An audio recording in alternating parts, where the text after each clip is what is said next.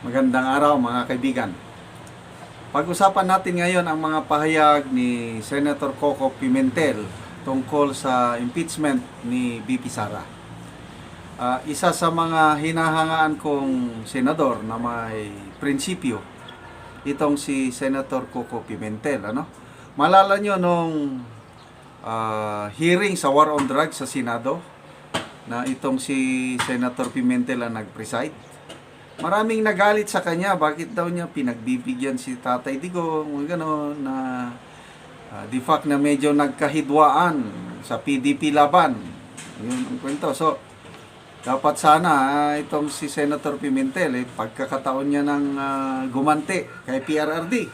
Kaya lang, hindi. Napakaganda. Patas lang ang pagkandak niya ng hearing sa War on Drugs. So, dito sa impeachment trial nito, kung matutuloy, isa sa mga inaasahan ko na patas itong si Senator Pimentel. Okay, in-interview siya ng 1PX. Ito ang kanyang mga pahayag.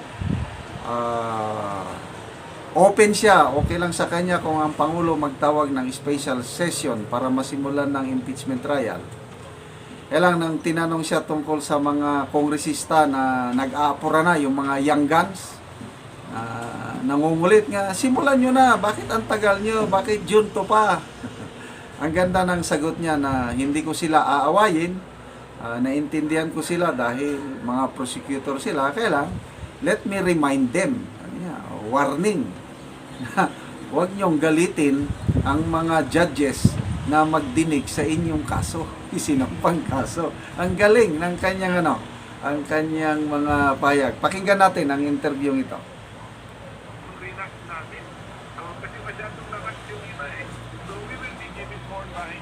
Para legislative matters are concerned, and then we can formally convene, make the necessary, adopt the necessary resolution to formally convene as an impeachment court.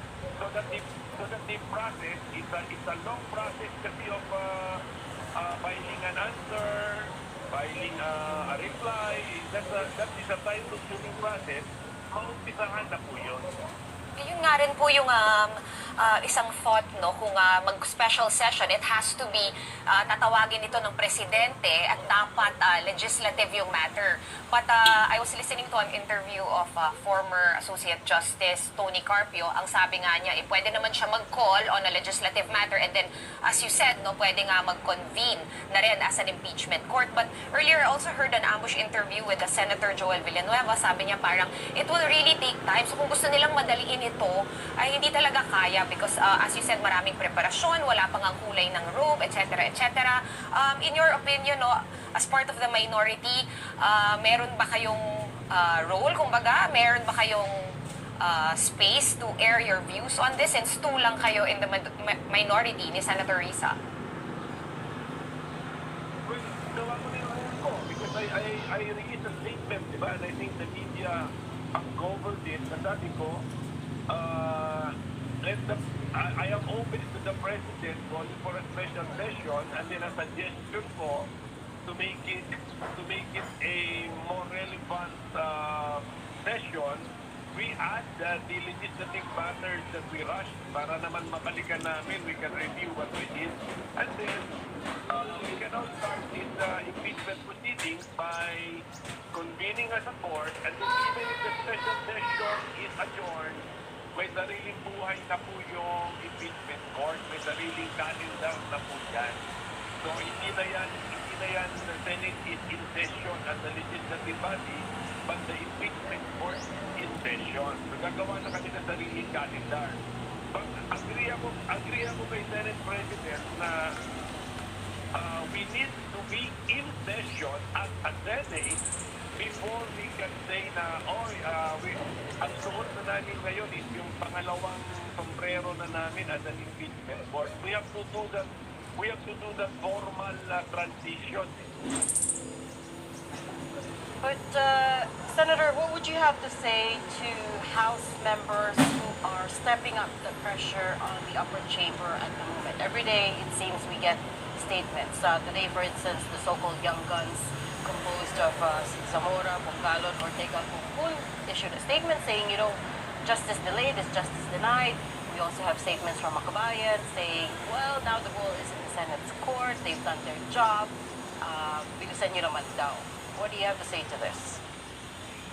Hindi ko na sila aawayin. Yeah, hindi ko naaawayin. I understand kasi prosecutor sila. So talagang ano na sila, they are taking an adverse position against the official impeached.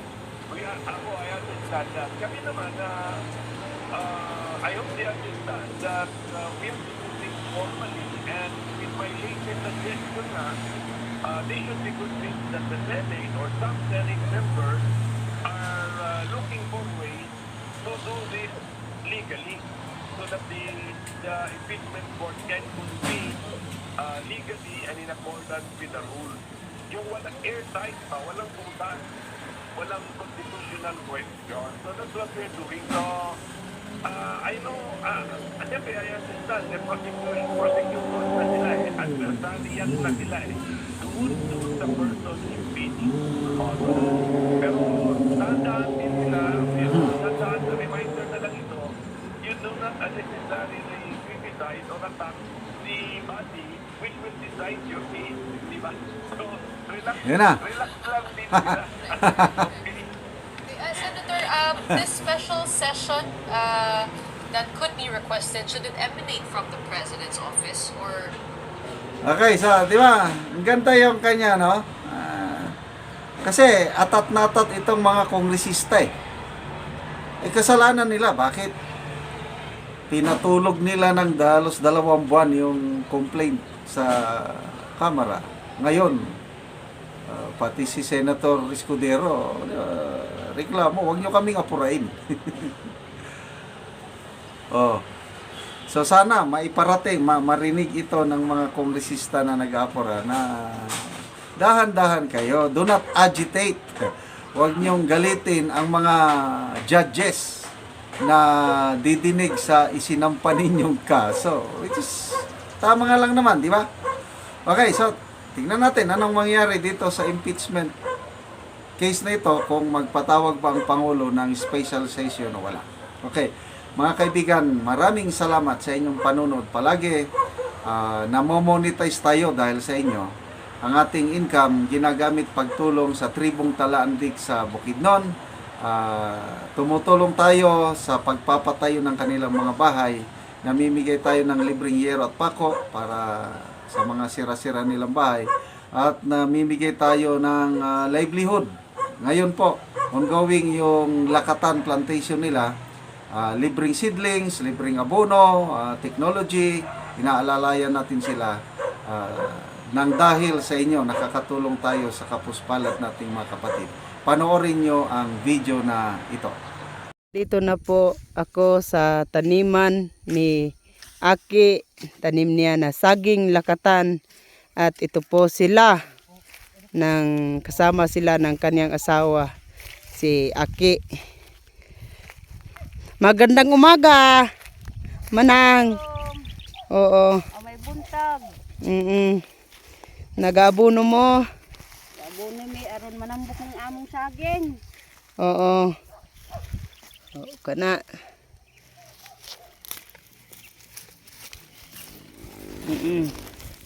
Oh, kuan na gyud. Sa isa ka bulan, kapila mo ani mag-abono nang? Kaduha. Kaduha mo mag-abono. Oh, kuan na gyud, tambok na. Ambok ng among saging kay kuan. Nanay abuno nga di kuan sa amua. Oh, kuan gyud. Unsa man na imong gikuan ng abono, inyong gigamit? Will grow. Well grow. Kana siya. So, makapatambok sa saging. Makapatambok sa saging jud ni nga abuno ba kay sada nga abuno.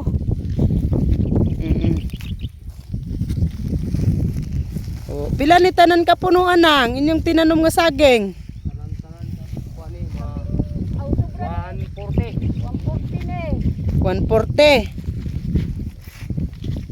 Lagi so 140 tanan ka punuan. Oh, luag-luag yun siya. Dayon hawan siya ang inyong tinanom. Mga tambok siya kaayo.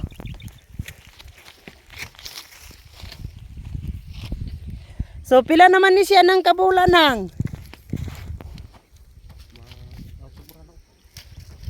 Upat naman ni kabulan.